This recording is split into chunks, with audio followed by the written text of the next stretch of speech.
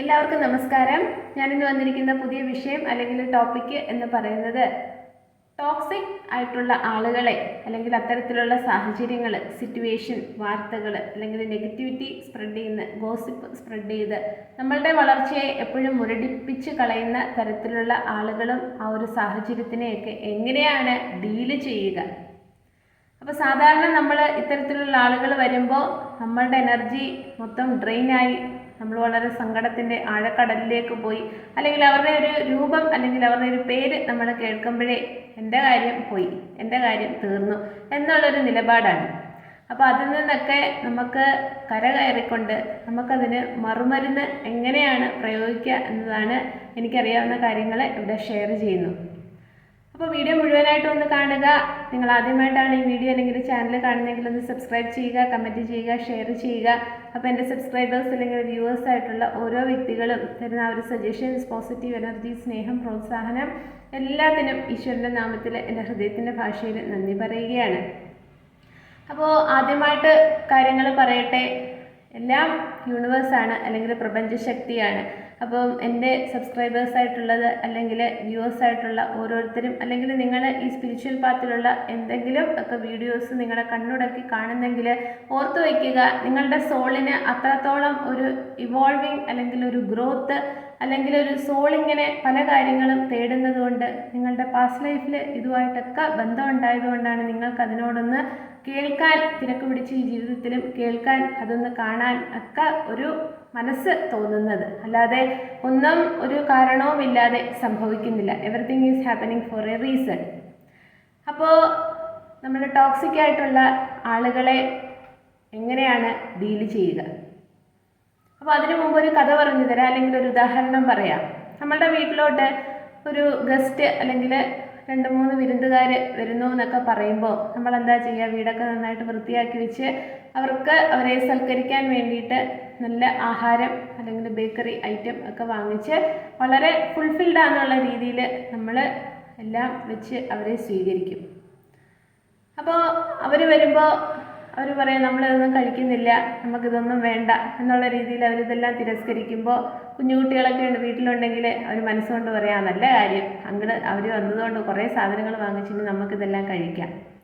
എന്നാൽ നിങ്ങൾക്ക് കഴിക്കാൻ ഒട്ടും ഇഷ്ടമില്ലാത്ത ആഹാരങ്ങളാണ് നിങ്ങൾ ഗസ്റ്റിന് വേണ്ടിയിട്ട് വാങ്ങിച്ചു വെക്കുന്നതെങ്കിലോ നിങ്ങൾക്ക് അതിനോടൊന്നും താല്പര്യമില്ല, എന്നാൽ അതിന് മറ്റുള്ളവർക്ക് കൊടുക്കാം, വരുന്നവരെ കൊണ്ടത് കഴിപ്പിക്കാം എന്നൊക്കെയുള്ള രീതിയിൽ നിങ്ങൾ വാങ്ങിച്ച് നല്ല രീതിയിൽ നല്ല ഷുഗർ കോട്ടിങ് അല്ലെങ്കിൽ നല്ല പ്ലേറ്റിലൊക്കെ നന്നായിട്ട് അറേഞ്ച് ചെയ്തൊക്കെ വെച്ച് അവരെ റിസീവ് ചെയ്ത് ഗസ്റ്റിനെ കൊണ്ടിരുത്തുമ്പോൾ അവർ പറയാം ഞങ്ങൾക്കിതൊന്നും വേണ്ട, നമുക്കിതൊന്നും സ്വീകരിക്കാൻ പറ്റില്ല, അല്ലെങ്കിൽ നമുക്കതിന് താല്പര്യമില്ല എന്നുള്ളൊരു രീതിയിൽ നിൽക്കുമ്പോഴോ പിന്നെ അത് കറങ്ങി തിരിയുമ്പോൾ അത് നിങ്ങൾ കഴിക്കാൻ ബാധ്യസ്ഥരാണ്.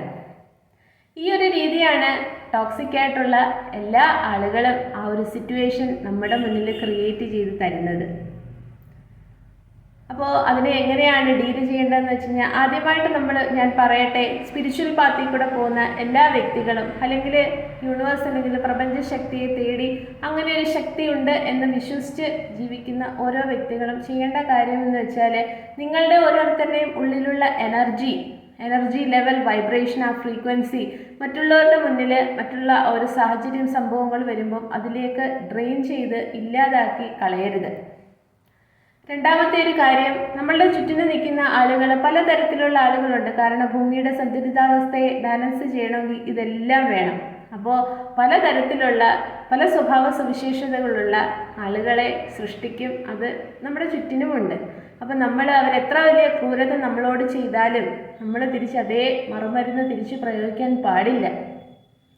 അത് നമ്മളെ വിഷമിപ്പിക്കുന്ന അല്ലെങ്കിൽ മുറിവേൽപ്പിക്കുന്ന ഒരു സാഹചര്യമാണെങ്കിലും പ്രപഞ്ചമാകുന്ന മുഴുവൻ ശക്തിയുടെ മുന്നിൽ നമ്മൾ അവരോട് ക്ഷമിച്ചിരിക്കുന്നു, പൂർണ്ണ മനസ്സോടെ ക്ഷമിച്ചിരിക്കുന്നു എന്നുള്ള രീതിയിൽ ഫൊർഗീവ് ചെയ്യുകയും ലെറ്റ് ഗോ ചെയ്യുകയും ചെയ്യുമ്പോഴാണ് അവർ ചെയ്ത ആ കർമ്മയുടെ ഫലം ഈശ്വരന് അവരിലേക്ക് തിരിച്ച് കൊടുത്ത് ആ ഒരു പാഠം ലൈഫ് ലെസൺ ആക്കി ഇനി ഇത് അടുത്ത ആളിനെ പ്രയോഗിക്കരുത് എന്നുള്ള രീതിയിൽ പറഞ്ഞു കൊടുക്കാനും മനസ്സിലാക്കി കൊടുക്കാനും അനുഭവങ്ങൾ കൊടുക്കാനും ഈശ്വരന് കഴിയത്തുള്ളൂ.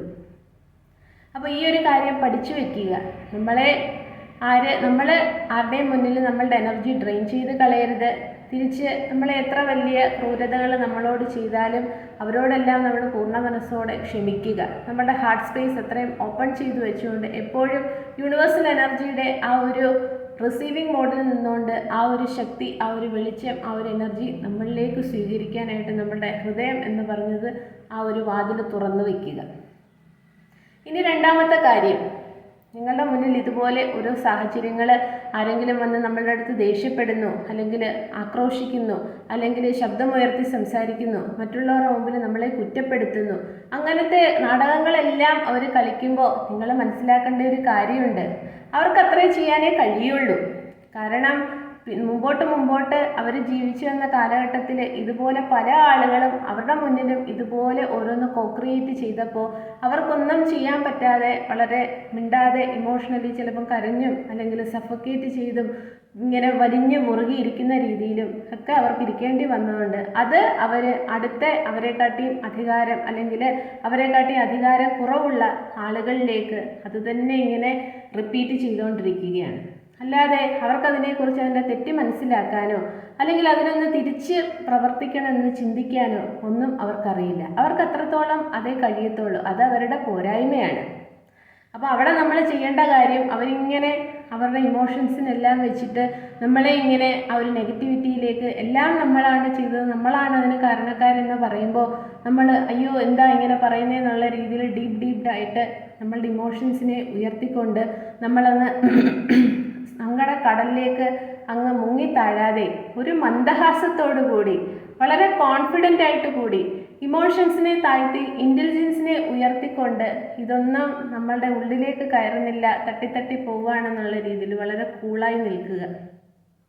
അങ്ങനെ നിൽക്കുമ്പോൾ അവരുടെ ആ ഒരു പ്രഹരത്തിൻ്റെ അസ്ത്രങ്ങൾ 1 ആയി 2 ആയി 3 ആയി അതൊക്കെ കഴിയുമ്പോൾ ഇവരെ ഇതൊന്നും ലെവലേശം ബാധിക്കുന്നില്ലല്ലോ എന്നുള്ളൊരു രീതിയിൽ അപ്പുറത്തെ സൈഡിൽ അതിൻ്റെ ആ ഒരു ശക്തി കുറഞ്ഞു വരും.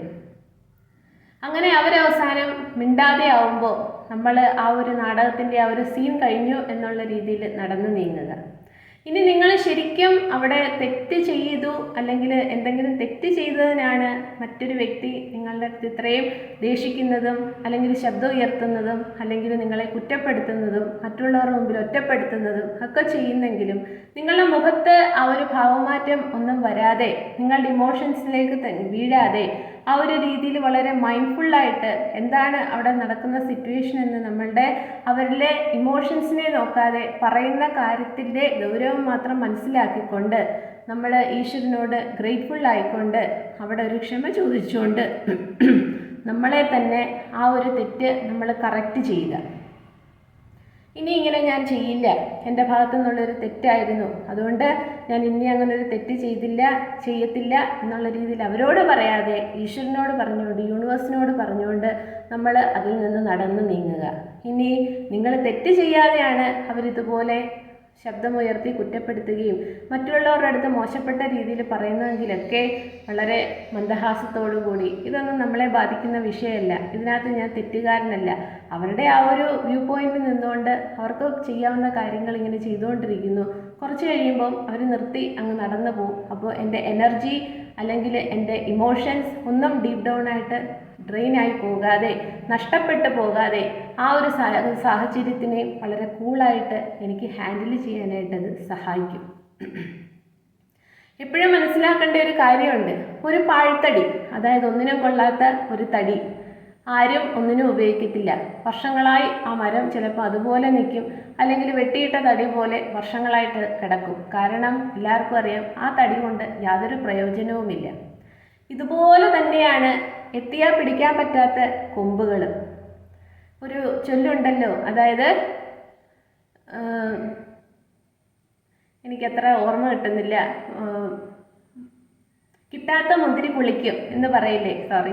അപ്പോൾ അങ്ങനെ പറയുന്നത് പോലെ നമ്മളെ പിടിച്ച് താഴേക്ക് വലിക്കാൻ ആർക്കും കഴിയാത്തൊരു ലെവലിലേക്ക് നമ്മളെപ്പോഴും ഉയർന്നു നിൽക്കുമ്പോൾ അവരാദ്യം 2-3 പ്രാവശ്യമൊക്കെ നമ്മളെ താഴേക്ക് വലിക്കാനുള്ള സർവ്വശക്തിയും എടുത്തിട്ട് പിന്നെ അവരെ നമുക്ക് പിടിച്ചാൽ നിർത്താൻ പറ്റാത്ത ഒരവസ്ഥയിലേക്കാണ് ഉയർന്നു നിൽക്കുന്നതെന്ന് കരുതി അവർ നമ്മളെ കളഞ്ഞിട്ട് പോവും.